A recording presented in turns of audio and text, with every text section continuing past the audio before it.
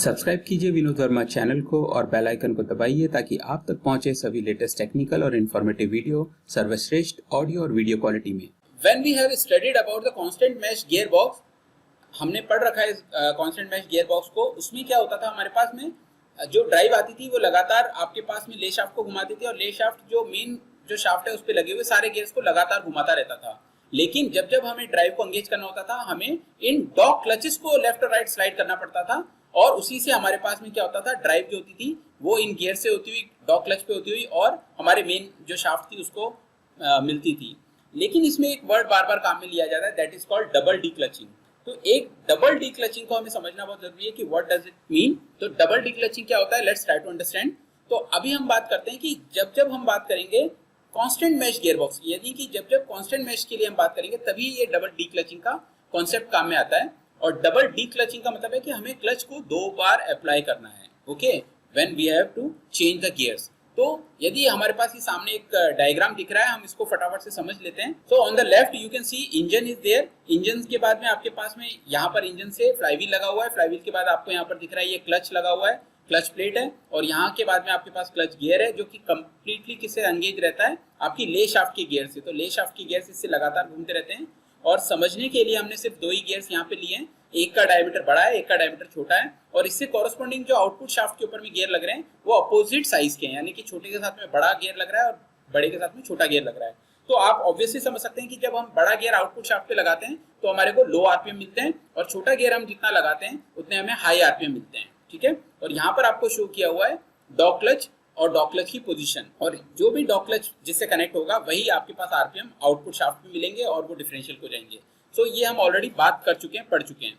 तो यहाँ पर यदि हम बात करते हैं कि अभी जो प्रेजेंट कंडीशन है इस गाड़ी की वो है dog clutch is engage with a higher gear, यानी कि जब जब गाड़ी हाई स्पीड पे चल रही है उसी कंडीशन में हम डबल डी क्लचिंग करते हैं। और वो कैसे करते हैं, we will try to understand this. तो इसको समझने के लिए हम सबसे पहले स्पीड्स की बात करते हैं कि हमें की जरूरत क्यों पड़ी।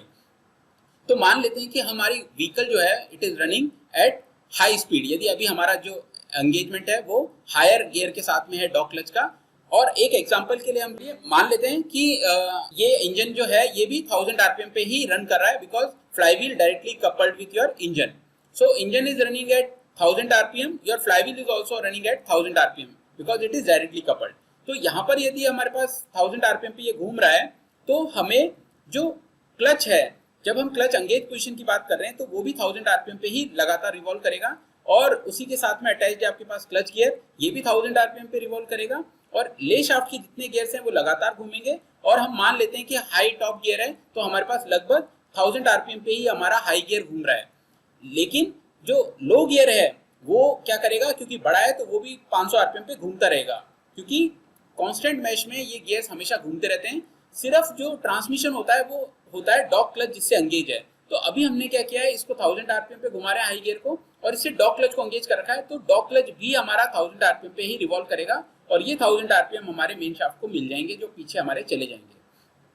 अब बात आती है कि जब हमारे पास टॉप गियर में गाड़ी चल रही है और हमको टॉप गियर से लोअर गियर पे गाड़ी को शिफ्ट करना है तो हमारे पास क्या कॉन्सिक्वेंसेज होते हैं, we will try to understand this, ठीक है। तो हमें गियर डाउन करना है, इस केस में हमें कैसे काम करेंगे। तो अब हमारा रिक्वायरमेंट हो गया है कि हमें हाई से लो पर जाना है। तो हमने क्या किया, फर्स्ट क्लचिंग अप्लाई करी, यानी हमने जैसे ही पहला क्लच दबाया और साथ में हमने क्या किया, गियर को न्यूट्रल कर दिया। तो आप देखेंगे सबसे पहला काम हमने क्या किया, हमारा क्लच पेडल को दबाया जिससे कि हमारा क्या हो गया, क्लच जो है वो इससे दूर आ गया और हमने एक गियर शिफ्ट करके हमारे डॉग क्लच को इससे दूर कर लिया, इसको डिसएंगेज कर दिया। तो ये जो पोजीशन है this is called neutral position. Now let's try to understand कि हमारे अब आरपीएम की क्या पोजीशन होगी। इंजन अगेन हमारा 1000 आरपीएम पे चल रहा है, फ्लाईव्हील भी हमारा 1000 आरपीएम पे घूम रहा है, लेकिन चूंकि आपके पास क्लच हमने डिसएंगेज कर दिया है तो फॉर एग्जांपल हम मान लेते हैं कि ये 0 आरपीएम पे आ गया। 0 पे नहीं है, ये बहुत धीरे धीरे ग्रेजुअली क्या होता है, डिक्रीज होता है। 1000 आरपीएम से ये 900, 800, 600, 700 ऐसे करते करते ग्रेजुअली डाउन होता है। यदि हम काफी देर तक इसको एंगेज नहीं करेंगे तो गाड़ी आपकी स्टैटिक कंडीशन में आ जाएगी, 0 आरपीएम पे आ जाएगी। लेकिन एक बार के लिए हम लोग ये मान रहे हैं कि ये आपके पास पूरा तरह से डिक्लच हो चुका है, तो ये अपने आरपीएम लूज कर चुका है, 0 आरपीएम पे आ गया। यदि ये 0 पे है तो आपके पास जो क्लच गियर है ये भी 0 आरपीएम पे है, पूरी की पूरी शाफ्ट 0 आरपीएम पे है, और हाई गियर भी आपके पास में 0 आरपीएम पे है, क्योंकि यहाँ पर अभी हमें किसी भी तरीके के आगे से इंजन से कोई भी आरपीएम नहीं मिल रहा है।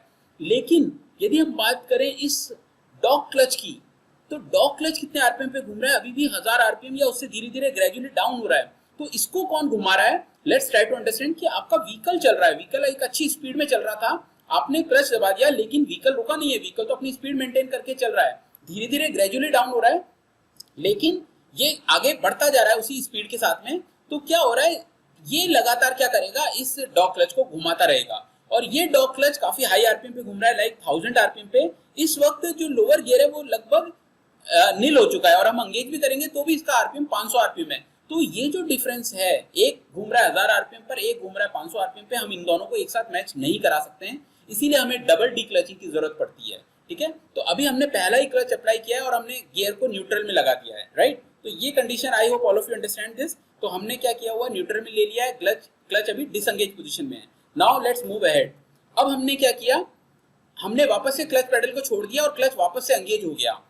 कंडीशन वही है, अभी हमारा गियर हमने चेंज नहीं किया, न्यूट्रल गियर में हमने क्या किया, क्लच को छोड़ दिया और उसको वापस से इंजन से कपल करा दिया। तो अब आप देखेंगे वापस से 1000 आरपीएम पे इंजन घूम रहा है, फ्लाईव्हील 1000 पे घूम रहा है, आपके पास क्लच को वापस 1000 आरपीएम मिलने लग गए, क्लच गियर को 1000 मिलने लग गए और ये सारे ले शाफ्ट के गियर्स लगातार घूम रहे हैं और हायर जो गियर है वापस 1000 आरपीएम पे घूम रहा है, लेकिन जो लोअर गियर है वो क्या कर रहा है, 500 आरपीएम पर घूम रहा है। और अभी हम लोग क्या कर रहे हैं, साथ ही साथ में नीचे एक आप बात पढ़ेंगे, एक्सेलरेट कर रहे हैं। अब हम क्या कर रहे हैं, हमने क्योंकि एंगेज तो कर ही दिया और एक्सेलरेशन का हम पेडल दबा रहे हैं जिससे हम स्पीड थोड़ी सी इंक्रीज कर रहे हैं। उससे क्या फर्क पड़ेगा कि हमारे पास में ये जो गियर्स हैं ये ज्यादा तेजी से घूमने लगेंगे, तो जो 500 आरपीएम है हम चाहते हैं इसको और इंक्रीज करें, तो हम 600-700 आरपीएम पर इस वाले शाफ्ट गियर को लाना चाहते हैं, बढ़ा रहे हैं। और उस कंडीशन में देखिए, ये जो आपके पास में डॉग क्लच है इस पर किसी तरह से हमारे को आरपीएम इंजन से रिसीव नहीं हो रहे हैं, इसके आरपीएम किससे मिल रहे हैं, इसको गाड़ी से मिल रहे हैं और गाड़ी धीरे धीरे क्या हो रही है, कम होती जा रही है। क्यों? क्योंकि इसको अब कोई टॉर्क नहीं मिल रहा है, ये अपनी खुद की स्पीड से कंटिन्यूअसली डिग्रेड हो रही है, डीएसेलरेट हो रही है। तो ये जो आरपीएम है ये क्या करेंगे, ये लगभग नीचे आने की कोशिश करेंगे, यानी 1000 से नीचे की तरफ आएंगे और ये 500 से ऊपर की तरफ जाएंगे। तो मान लीजिए इनको कंबाइन करने के लिए हम लगभग 600-700 आरपीएम के आसपास दोनों को लाना चाहते हैं। तो हमने जो लोअर गियर है इसके आरपीएम को बढ़ा करके हमने क्या किया, 600-700 पर ले आए और ये जो क्लच है इसके आरपीएम क्या हो रहे हैं, लगातार हम रिड्यूस होने दे रहे हैं इसी न्यूट्रल पोजीशन में। इसके बाद लगभग जब हमारे को लगता है कि लगभग हमारे पास 700 आरपीएम के आसपास में इसके आ गए हैं डाउन होते होते और इसके अप होते होते 700 आरपीएम आ गए हैं, तो हम दूसरी बार में क्लच को एंगेज करेंगे। अब आप नेक्स्ट डायग्राम देखिए, सेकंड टाइम क्लच इज वापस इज एंगेज। तो second time clutch is engage, it means हम क्या कर रहे हैं, क्लच को वापस से दबा रहे हैं। हमने यहाँ से इसके जो क्लच है इसको वापस पेडल दबाने से इसको डिसएंगेज कर दिया। अब डिसएंगेज करते क्या हो गया, इंजन के 1000 आरपीएम, फ्लाईव्हील के 1000 आरपीएम, लेकिन क्लच के वापस 0, क्लच गियर के 0, इन सब के 0। और यहाँ पर जो ये गियर है जो लोअर गियर है वो लगभग 700 आरपीएम पर घूम रहा था। अभी हमने इनको 0 इसलिए बोला है क्योंकि हम समझना चाहते हैं कि आगे से कुछ नहीं मिल रहा है, लेकिन उनकी खुद की इनर्शिया के कारण जो आरपीएम है वो लगभग क्या हो रही है, 700 आरपीएम तक हम इसको ले जाके छोड़ चुके हैं। और इस कंडीशन में ये भी 700 पर आ चुका है डाउन होते होते। इस कंडीशन में हम क्या करेंगे, एंगेज करेंगे। एंगेज मतलब क्या करेंगे, गियर जो लीवर है उसको हम क्या करेंगे, शिफ्ट करेंगे और इसको किसके साथ, लोअर गियर के साथ एंगेज कर देंगे और ये लगभग होंगे दोनों उस वक्त 700 आरपीएम के आसपास। तो ये हम देखेंगे यहाँ पर हमने सेकंड टाइम क्लच को एंगेज पेडल को दबाया है, तो इसीलिए it is called double D clutching, हमने दूसरी बार क्लच को यूज किया है। तो इसके बाद हम देखेंगे कि ये 700 पर आ गया, ये 700 पर आ गया और जैसे ही हम वापस से इस क्लच को इसके साथ एंगेज करेंगे, now let's see this next diagram. और हम क्या करते हैं, क्लच हम रिलीज कर देते हैं पेडल को और अब वापस से जो इंजन से जो आरपीएम मिल रही थी वो आपके पास में आपकी क्लच को शिफ्ट हो रही है, क्लच से वो क्लच गियर को शिफ्ट हो रही है, वापस से काउंटर शाफ्ट के सारे गियर घूम रहे हैं और वापस से आउटपुट शाफ्ट के दोनों गियर घूम रहे हैं। लेकिन अब जो मेन शाफ्ट है उसको वही आरपीएम मिलेंगे जिससे आपका डॉग क्लच एंगेज है। तो अब आप देखेंगे डॉग क्लच एंगेज हो गया आपके लोअर गियर से और लोअर गियर इस वक्त घूम रहा है 500 आरपीएम पे, क्योंकि अब आपने एंगेज कर दिया है। तो उसी हिसाब से ये क्या कर रहा है, वापस से 500 आरपीएम पर हमने ले लिया और 500 आरपीएम पे ही आपका डॉग क्लच रोटेशन लेकर के आउटपुट शाफ्ट को दे रहा है। तो इस तरीके से हमने देखा कि हमने हाई से लो में आने के लिए सिंगल एक ही बार में इसको ऐसा नहीं कि हटाया और इधर खिसका दिया, ऐसा करते तो हमारी क्या होती, ये जो डॉग क्लच की बहुत हाई स्पीड थी और इस वाले गियर की बहुत कम स्पीड थी, तो ये क्या होता, बहुत तेजी से वाइब्रेट करता। इसीलिए हम लोग इसको बचाने के लिए क्या करते हैं, दोनों की स्पीड लगभग बराबर लाना चाहते हैं और वो हम इस मैकेनिज्म से करते हैं बाय डबल डी क्लचिंग। तो ये था आपके पास में हाई टू लो आने का तरीका। यदि जब जब आप गाड़ी हाई स्पीड में चला रहे हैं और लो पर आते हैं तो आपको डबल डीक्लचिंग करनी पड़ती है इन कांस्टेंट मैश गियरबॉक्स। लेकिन ये जो आपने प्रोसेस बताया ये इतनी फास्ट होता है कि ड्राइवर्स क्या होते हैं जब आप गाड़ी चलाने लग जाते हैं, यू डजंट नो कि आपने कितनी सिंक्रोनाइजली इसको कर दिया, you hardly even notice this. तो आपको ये क्या होता है, आपकी जब गियर की, क्लच की और रेस की, तीनों की जब आप कॉम्बिनेशन आप सीख जाते हैं तो ये बहुत ऑटोमेटिक होता है और एक ड्राइवर को समझ में भी नहीं आता कि उसने कब डबल डीक्लचिंग कर दी है। ठीक है, अभी हम इसी का यदि रिवर्स बात करें, रिवर्स का मतलब क्या है कि अब हम लो गियर पे गाड़ी चल रही है, धीरे गाड़ी चल रही है, अब हम तेज करना चाहते हैं, तो भी क्या हमको यही मैकेनिज्म फॉलो करना है। Now let's try to understand this. So requirement is low to high, अब हमें लो से हाई पर जाना है गियर को, double declutching is not required, very clearly it is written. अब वो कैसे काम करेगा वो मैं आपको शॉर्ट में बता देता हूँ कि इंजन आरपीएम अगेन हम बात मान लेते हैं 1000 आरपीएम पे घूम रहा है, फ्लाईव्हील 1000 आरपीएम पे घूम रही है, क्लच आपके पास में क्या हो रहा है, आपका 1000 आरपीएम पे घूम रहा है, क्लच गियर आपके पास 1000 आरपीएम पे घूम रहा है, सारी ले शाफ्ट घूम रही है और आउटपुट शाफ्ट घूम रही है। ठीक है, और इस वक्त जो गियर अंगेज है वो आपका अंगेज है लोअर गियर, यानी कि आपका जो क्लच शाफ्ट है, जो डॉग क्लच है वो 500 आरपीएम पे घूम रहा है, इसी वजह से आपके पास आउटपुट शाफ्ट पे 500 आरपीएम मिल रही है। नाउ द थिंग कम कि अब हमारे को इसको बढ़ाना है स्पीड को, तो हम क्या करेंगे, तो हम सबसे पहला काम करेंगे, हम लोग क्लच को हटाएंगे। तो इन दिस डायग्राम हमने सबसे पहली बार क्लच को लगाया, क्लच लगाते ही क्या हो गया, आपके पास जो ड्राइव आगे से मिल रही थी वो डिसंगेज हो गई है। हम मान लेते हैं कि क्लच के आरपीएम 0 हो गए हैं और जो क्लच गियर है उसके आरपीएम 0 हो गए हैं, पूरी ले शाफ्ट के आरपीएम 0 हो गए हैं और इनके आरपीएम भी क्या हो गए, रिड्यूस हो गए हैं, कम हो गए हैं। लेकिन अब आपने जैसे बात करी इनर्शिया के कारण ये क्या होते हैं, घूमते रहते हैं लेकिन ग्रेजुअली धीरे धीरे कम होते हैं। तो जब हम इसको डिसंगेज करते हैं क्लच को, तो आप देखेंगे कि जो हायर आरपीएम है, हायर गियर के आरपीएम है, वो लगभग आगे से मिलना बंद हो गए और लोअर के भी आगे से मिलना बंद हो गए। लेकिन डॉग क्लच फिर भी रन हो रहा है, पहले 500 पर रन हो रहा था क्योंकि इसके साथ कनेक्टेड था, लेकिन जैसे ही हमने इसको डिसंगेज किया ये ग्रेजुअली डाउन होगा, यानी कम होने की कोशिश करेगा। तो हमारे पास ये जो आरपीएम है डॉग क्लच के और रिड्यूस होके 400 आरपीएम के आसपास मान लेते हैं हम कि आ चुके हैं। अब हमारे को क्या है, ये जो गियर है ये लगभग अभी हमने बात करी थी, जैसे हमने अंगेज पोजीशन से हटाया था तभी 1000 आरपीएम पे घूम रहा था हायर गियर। तो अब हमें क्या करना है, थोड़ा वेट करना है। अब आप देखिए न्यूट्रल पोजीशन में हमने डिसंगेज कर रखा है और इसी पे हम आगे बढ़ते हैं कि हमने क्या किया, इसको डिसंगेज पोजीशन में ही रखा।